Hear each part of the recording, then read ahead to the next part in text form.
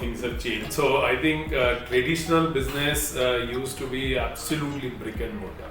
I mean, nobody would have ever thought of what web can do and all that, and people would go to the end customer or partners and do the business. I think few things which have changed the landscape of the distribution business in the country is the advent of a lot of IT solutions, the web commerce solutions, the ability to train the people and make them understand different solutions sitting in the AC rooms and do that.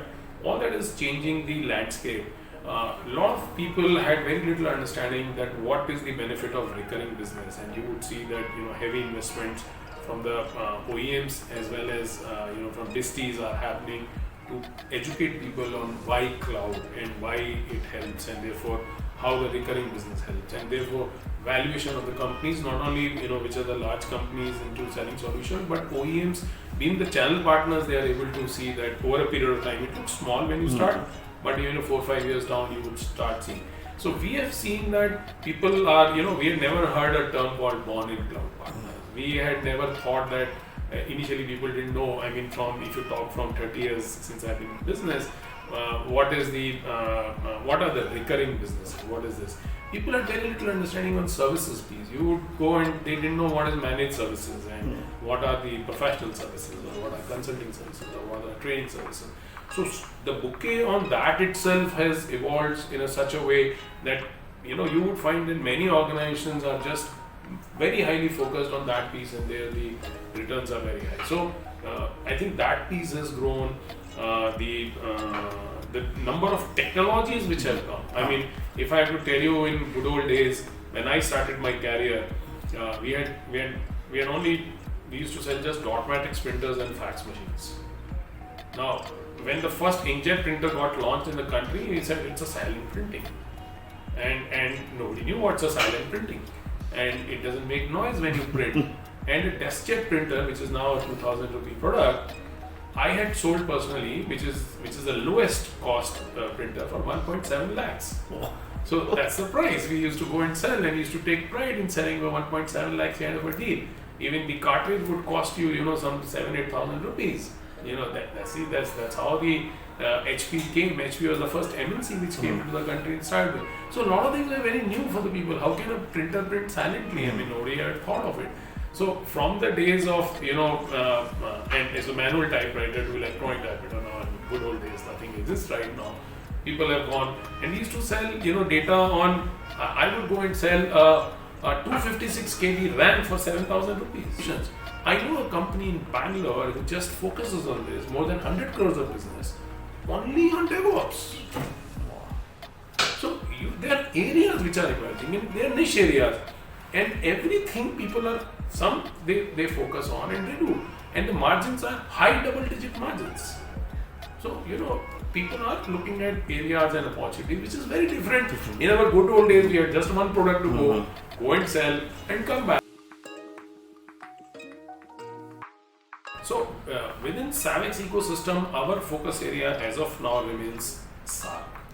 So we are present in India, and we are supporting businesses. Obviously, we have an entity in Singapore as well, but that entity we are using to do business, either the zero duty business within India or supporting countries in SAR, predominantly Nepal, Bhutan, Sri Lanka, and Bangladesh. So these are the countries where we have even physical teams there to help and develop markets, support businesses locally in terms of on the ground, and supporting billings and shipments. However, for companies which are large companies in the multinational companies, if they need deliveries of the products across globe, we are providing that. So when, for example, we are picking up solutions, and there's a multinational company who wanted deliveries in Germany and US, and we did, or Mexico. So from a logistics point of view, maybe they are headquartered here, but if they need things delivered across, we are supporting them. But if you ask business development and generation in a particular market, we are not present besides SAR. My single message is to the partners is listen. There are so many things happening. I think all of us love to talk. I think avoid as much as possible, because what you know, you always know, and you are the best. But listen, there and attend the technology sessions, attend the meets which some of the brands are doing, whatever you know or have heard of that these sectors are growing, and get into that. I am telling you that post-pandemic, as I told you, some of the areas growing more than 100%, and I can tell you valuations of the companies you would also see. Just to tell you, I mean, I was talking to a company yesterday, and I'll not name. He is an audio video solution. He was the name in the world, probably the largest company in the world in those days. A new company got born, which also is a part of a business, who they were planning to acquire at a point of time. It was a very small value for that large company in the AV space. Now the valuation of the new company is maybe 100 times the valuation of that globally large. So that's a born in cloud company, and that's how it is growing. So my recommendations, be it in AV space, boardroom solutions, meeting solutions, enterprise chats, which is happening. People are wanting, Snapchats, got acquired by Salesforce, and you would see billions of dollars they're paid, and they said their solutions are free. By the way, all their solutions are free. Now, most of the partners don't know, but when you go and partners, you would find the large companies like Swiggy. I can tell you some companies, they are completely on it. They don't know what is email. They're out of it. Can you imagine world without Microsoft email? I mean, some technologies are disruptive technologies which are coming up, and they're free, and people can get into it. And all of their communication happens on it, and it's a brilliant tool. I just learned it a few days back, and I found it's extremely decent. So I think keep your ears and eyes open.